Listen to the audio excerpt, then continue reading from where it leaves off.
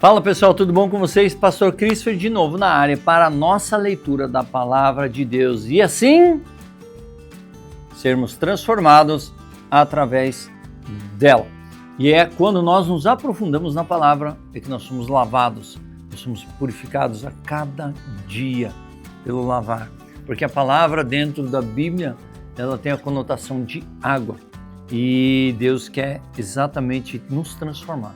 E quando nós nos enchemos da informação que está aqui, nós acabamos adotando posturas iguais daquilo que nós nos enchemos. Aquilo que é o nosso tesouro é o que nós trazemos como valor para as nossas vidas. E a gente vê hoje na sociedade como falta esse povo ler a Bíblia. Falta. A gente consegue ouve-se muitas opiniões e as opiniões elas não são colocadas à prova que nem os bereanos. Os bereanos ouviram Paulo e colocaram à prova. Eles colocaram à prova. Falei, vamos ver, vamos buscar nos escritos se é isso mesmo que realmente Paulo quis dizer. E realmente foi confirmado. E eles são estudiosíssimos. E essa é a ideia que você tem que ter também. Você tem que ter essa postura também. Beleza? Dessa forma, incentivado, pega a sua Bíblia e vamos para a nossa leitura de hoje.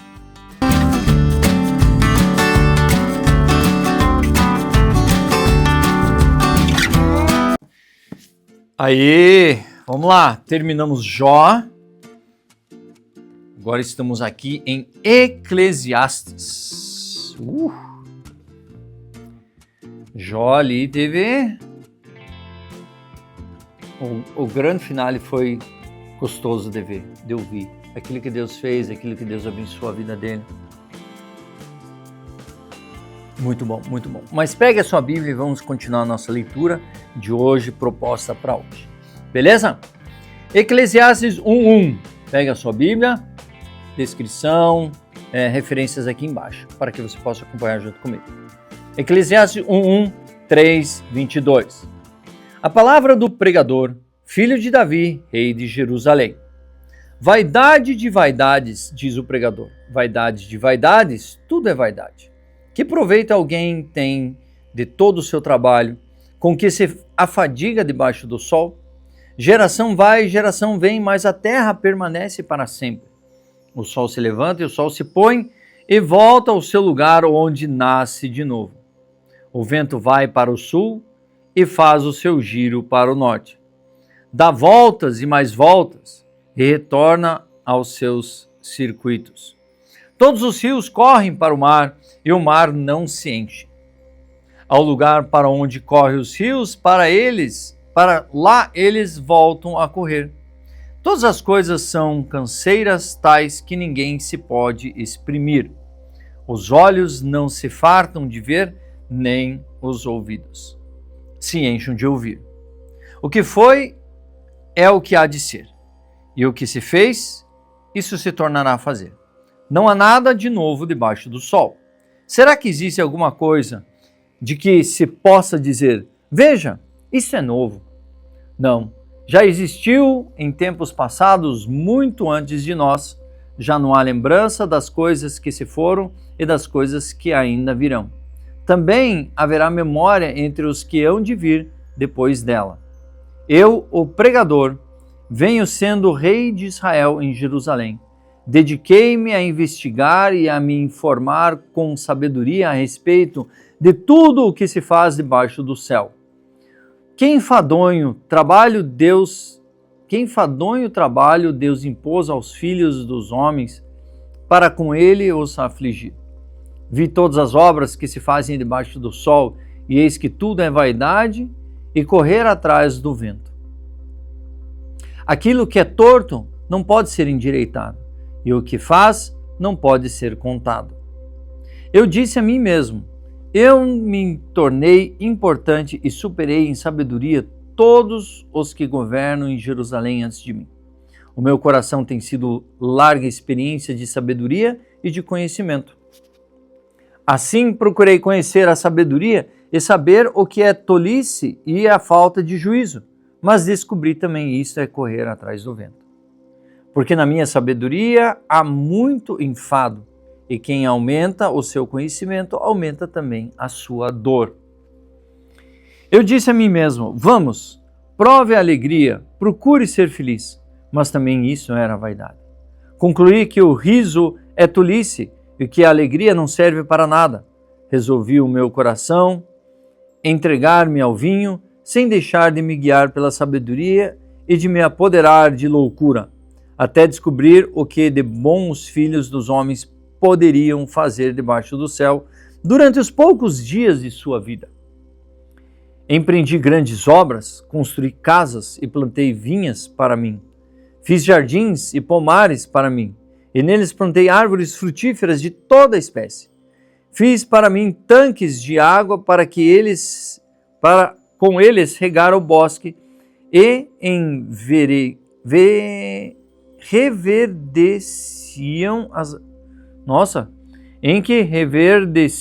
as árvores.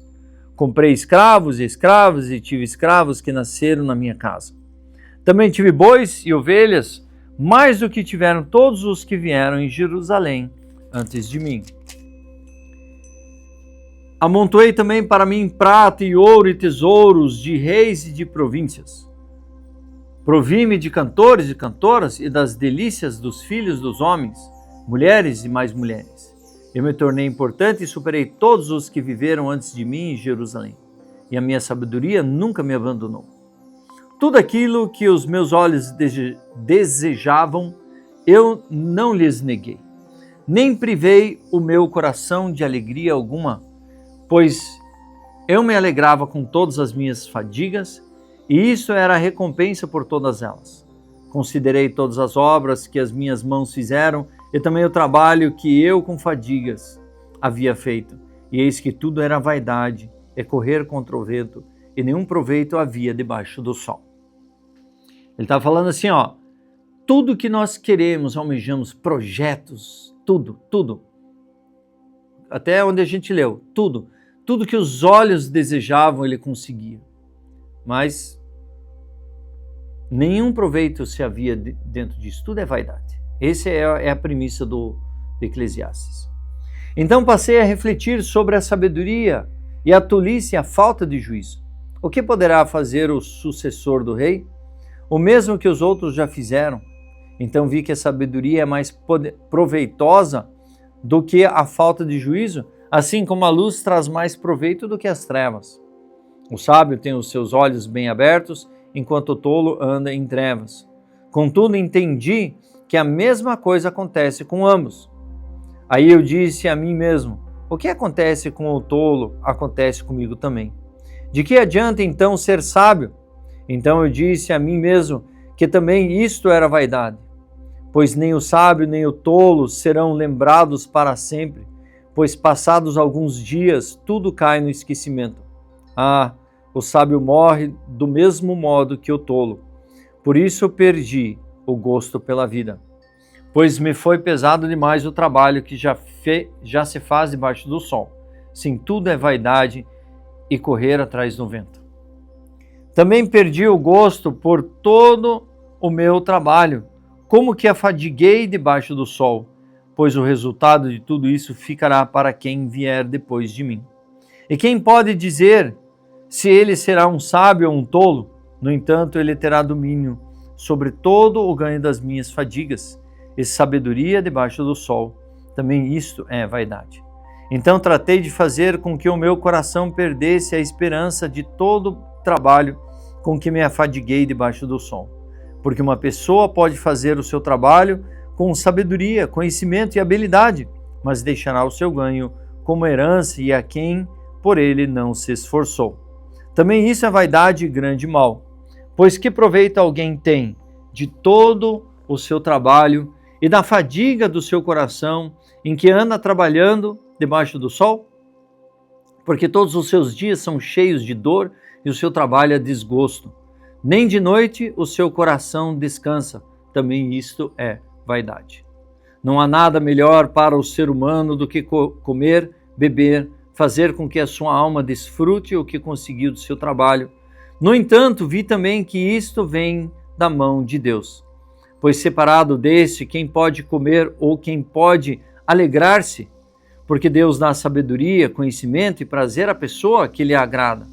Mas ao pecador dá trabalho, para que ele ajunte e amontoe, a fim de dar àquele que agrada a Deus. Também isso é vaidade, é correr contra o vento. Aí entramos no versículo 3, que é clássico para nós, para todos vocês, né? Que tudo tem o seu tempo, né? Tudo tem o seu tempo debaixo daquilo que Deus propôs para nós. Então existe tempo para todas as coisas. E aí ele escreve um pouquinho disso aqui nessa introdução. Tudo tem o seu tempo determinado, e há tempo para todo propósito debaixo do céu. Há tempo de nascer e há tempo de morrer, há tempo de plantar, há tempo de arrancar o que se plantou. Há tempo de matar e tempo de curar, tempo de derrubar e tempo de construir, tempo de chorar, tempo de rir, tempo de prantear e tempo de saltar de alegria. Tempo de espalhar pedras e tempo de ajuntar pedras. Tempo de abraçar e tempo de deixar de abraçar. Tempo de procurar e tempo de perder. Tempo de guardar e tempo de jogar fora. Tempo de rasgar e tempo de costurar. Tempo de ficar calado e tempo de falar. Tempo de amar e tempo de odiar. Tempo de guerra e tempo de paz. Que proveito tem o trabalhador naquilo com que se fadiga? Viu o trabalho que Deus impôs aos filhos dos homens para com ele os afligir. Deus fez tudo formoso no seu devido tempo. Também pôs a eternidade no coração do ser humano, sem que esta possa descobrir as obras de Deus. Fez desde o princípio até o fim. Olha só que interessante. Eclesiastes fala. Deus pôs a eternidade no coração do homem. Por isso que hoje nós temos as pessoas, nós vamos correr atrás de viver eternamente, né? A fonte da juventude. Você vê os filmes, os clássicos, é legal você assistir isso, mas muito se entende, muito se compreende o porquê que é esse desejo do ser humano viver para sempre, pois é o Senhor que colocou a eternidade no coração do homem. É isso aí. E quando nós decidimos por caminhar com Cristo, é que nós queremos caminhar a eternidade com Ele. Ou eternamente com Ele, ou eternamente sendo afligido na perdição. Então, essa é a nossa decisão. Continuando, 12. Sei que não há nada melhor para o ser humano do que alegrar-se e aproveitar a vida ao máximo. Sei também que pode comer, beber e desfrutar o que se conseguiu com todo o trabalho, é dom de Deus. Sei que tudo o que Deus faz durará eternamente, sem que nada possa ser acrescentado nem tirado. E o que Deus faz, isso é para que as pessoas o temam. O que é, já foi, e o que será, também já foi. Deus fará vir outra vez o que já passou.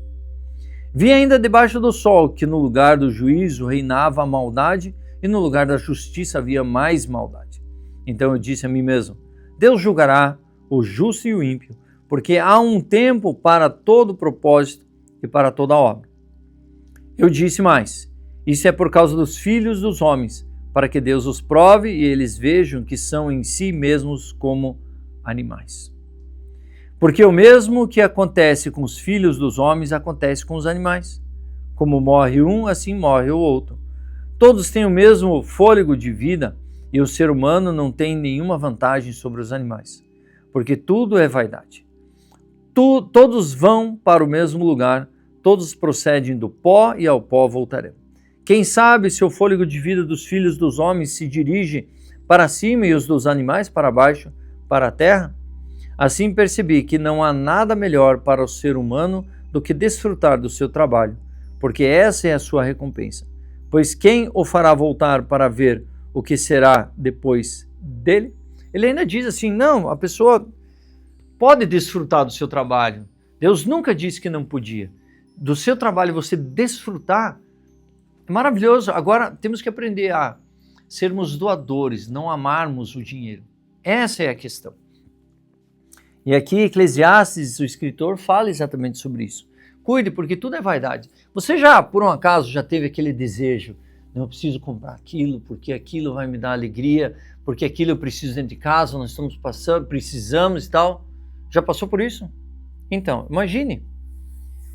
Quando você adquiriu algo que você tanto almejou, você viu que aquilo já perdeu aquele valor? Já não faz tanto sentido? Então é isso. A ideia é nós usarmos tudo para a glória de Deus. E essa é a questão.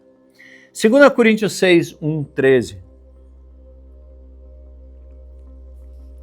E nós, na qualidade de cooperadores com ele, também exortamos a que vocês não recebam em vão a graça de Deus. Porque ele diz, no tempo aceitável escutei você, e no dia da salvação eu o socorri. Eis agora o tempo oportuno, eis agora o dia da salvação. Não queremos dar nenhum motivo de escândalo em coisa alguma, para que o mistério não seja censurado. Pelo contrário, em tudo nós recomendamos como ministros de Deus, na muita paciência, nas aflições, nas privações, nas angústias, nos açoites, nas prisões, nos tumultos, nos trabalhos, nas vigílias, nos jejuns, na pureza, no saber, na paciência, na bondade, no Espírito Santo, no amor não fingido, na palavra da verdade, no poder de Deus, pelas armas de justiça, tanto para atacar como para defender. Por honra e por desonra, por infame e por fama, como enganadores e sendo verdadeiros, como desconhecidos, mas sendo bem conhecidos. Como se estivéssemos morrendo, mas eis que vivemos. Como castigados, porém não mortos. Como entristecidos, mas sempre alegres. Como pobres, mas enriquecendo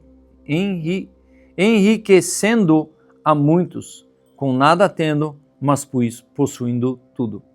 Ó Coríntios, temos falado com toda a franqueza e estamos de coração aberto para vocês.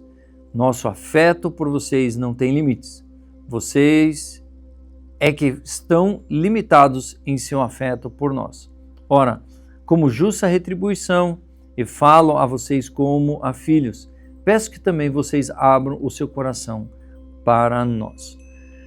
Reciprocidade, Paulo estava pedindo aqui para eles nesse trecho. Salmo 46, 1, 11. Deus é nosso refúgio e fortaleza, socorro bem presente nas tribulações. Portanto, não temeremos, ainda que a terra se transtorne e os montes se abalem no seio dos mares, ainda que as águas tumultuem, pumejem na sua fúria e os montes estremeçam. Há um rio cujas correntes alegram a cidade de Deus, o santuário das moradas do Altíssimo. Deus está no meio dela, jamais será abalada. Deus a ajudará desde o romper da manhã. Bramam nações, reinos se abalam. Deus faz ouvir a sua voz e a terra se dissolve. O Senhor dos exércitos está conosco e Deus de Jacó é o nosso refúgio. Venham contemplar as obras do Senhor, que tens feito desolações na terra.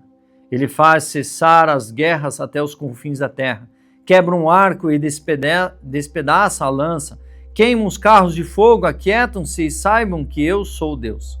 Sou exaltado entre as nações, sou exaltado na terra. O Senhor dos exércitos está conosco, o Deus de Jacó é o nosso refúgio. Provérbios 22, 15. A tolice está ligada ao coração da criança, mas a vara da disciplina a afastará dela. Aí, ó. Dica para os papis, para os pais de plantão.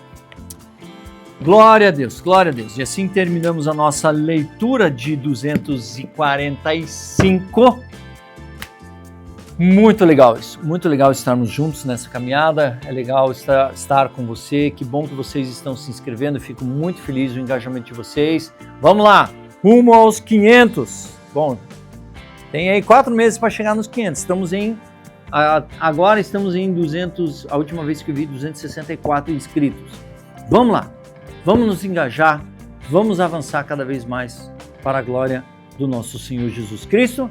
E para que a leitura de Deus seja uma das premissas de um caminhar de devoção. Beleza? Dito isso, eu sou o pastor Christopher. Assine o canal, ative o sininho, compartilhe, dê um like, comente, para que o YouTube entenda que é relevante nós lermos a Bíblia todos os dias. E você está convidado a fazer parte dessa minha jornada, ok? Deus abençoe, espero vocês amanhã.